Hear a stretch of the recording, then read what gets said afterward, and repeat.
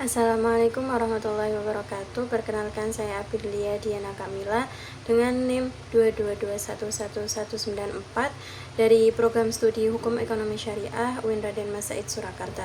Di sini saya akan memaparkan materi mengenai konsep dan implementasi mudharabah dan akad tijarah guna untuk memenuhi tugas mata kuliah asuransi syariah. Yang pertama yaitu ada definisi dari mudharabah. Mudharabah itu berasal dari kata darb yang berarti memukul atau berjalan. Pengertian memukul atau berjalan ini lebih tepatnya adalah proses seseorang menggerakkan kakinya dalam menjalankan usaha. Secara teknis, mudharabah adalah akad kerjasama usaha antara dua pihak, di mana pihak pertama bertindak sebagai sohibul mal atau pemilik dana dan pihak kedua disebut sebagai mudharib atau pengelola usaha. Kemudian mudharabah adalah kongsi antara pemilik modal dengan pengusaha. Melalui mudharabah, kedua belah pihak yang bekerja sama tidak akan memperoleh bunga, tetapi mendapatkan bagi hasil atau profit dari proyek ekonomi yang disepakati bersama. Selanjutnya yaitu mudharabah dalam wacana fikih. Menurut ahli fikih dari madhab Hanafi yaitu Syarahsi berpendapat bahwa mudharabah itu diperbolehkan atau diizinkan karena orang memerlukan kontrak ini. Sedangkan madhab Maliki Ibnu Rushd menganggap bahwa kebolehannya itu sebagai suatu kelonggaran yang khusus. Meskipun mudharabah tidak secara langsung disebutkan dalam Al-Quran dan Sunnah, akan tetapi merupakan sebuah kebiasaan yang diakui dan dipraktekkan oleh umat Islam. Dan bentuk kongsi dagang semacam ini tampaknya terus hidup sepanjang periode awal era Islam sebagai tulang punggung perdagangan karavan dan perdagangan jarak jauh. Kemudian kontrak mudharabah harus merinci dengan jelas jumlah modalnya. Modal mudharabah tidak boleh berupa satuan hutang yang dipinjamkan mudharib pada saat dilangsungkannya kontrak mudharabah, serta kontrak mudharabah tidak boleh berisi syarat yang menetapkan jangka waktu tertentu bagi kongsi.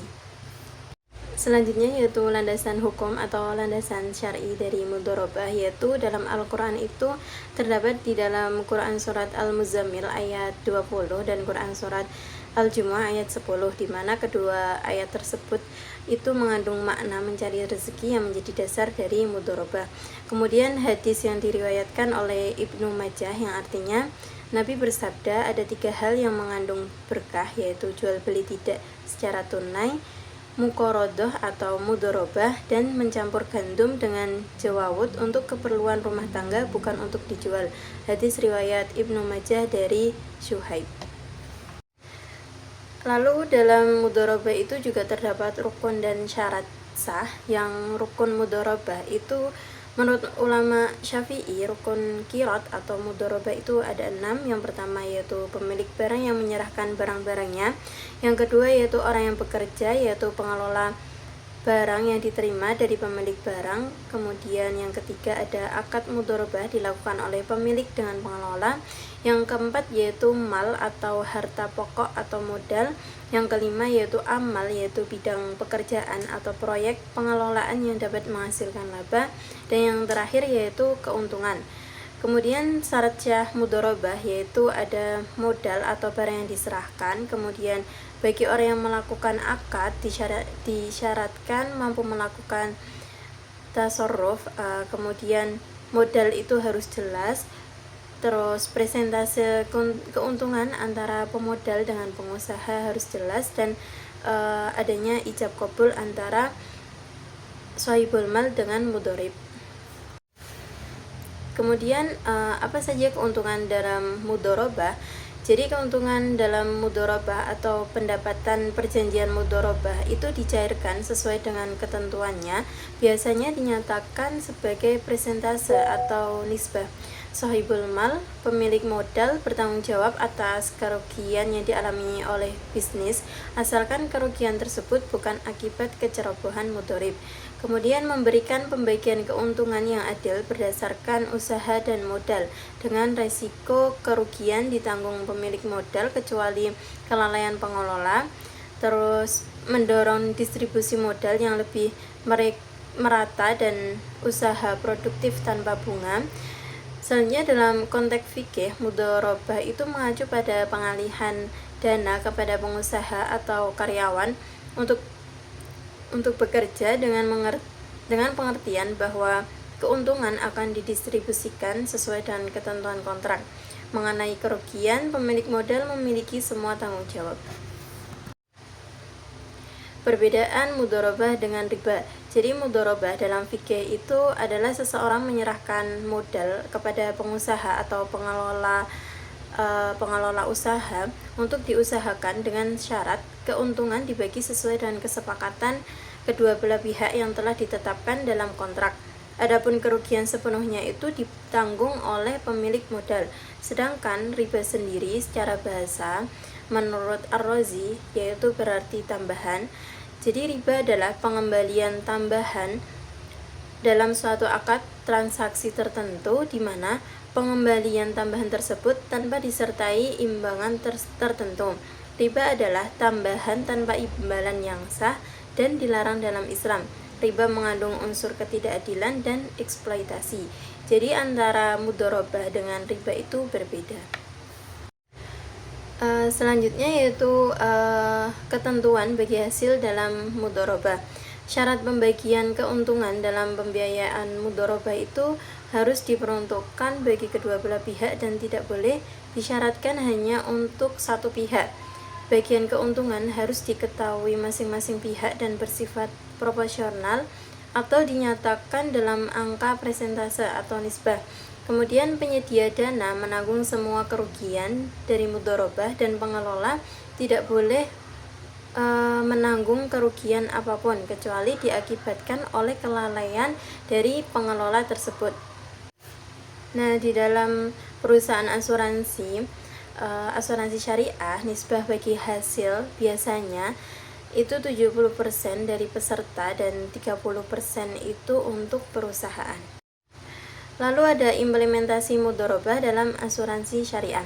Secara umum, asuransi syariah atau sering disebut dengan takaful dapat digambarkan sebagai asuransi yang prinsip operasionalnya berdasarkan dengan prinsip-prinsip syariah yang mengacu kepada Al-Quran dan hadis atau as-sunnah.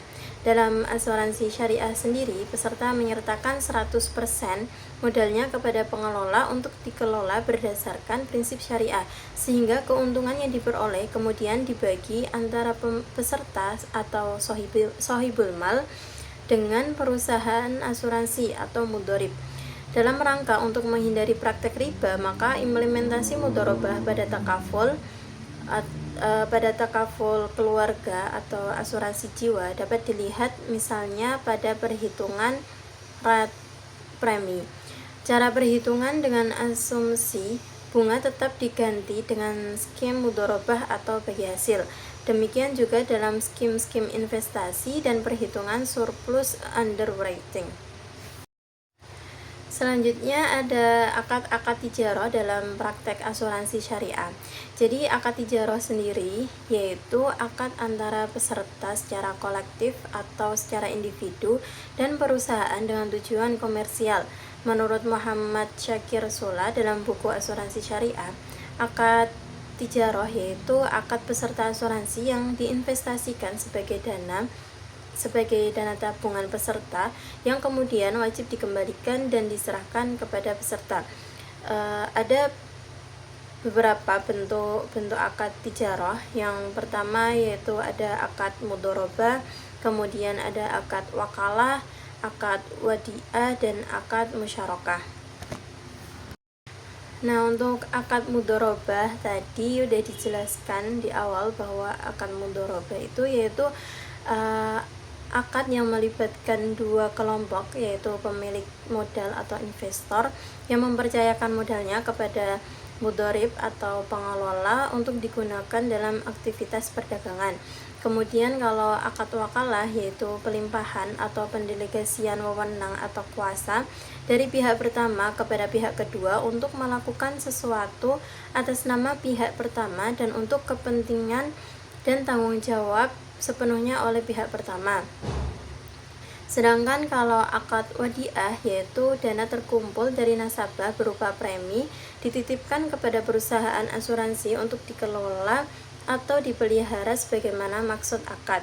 Dan yang terakhir yaitu ada akad musyarakah, yaitu akad antara dua pihak atau lebih dalam suatu usaha tertentu. Maksudnya yaitu adanya keinginan para pihak yang bekerja sama untuk meningkatkan nilai aset yang mereka miliki secara bersama-sama.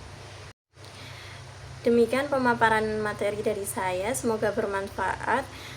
Kurang lebihnya mohon maaf. Wassalamualaikum warahmatullahi wabarakatuh.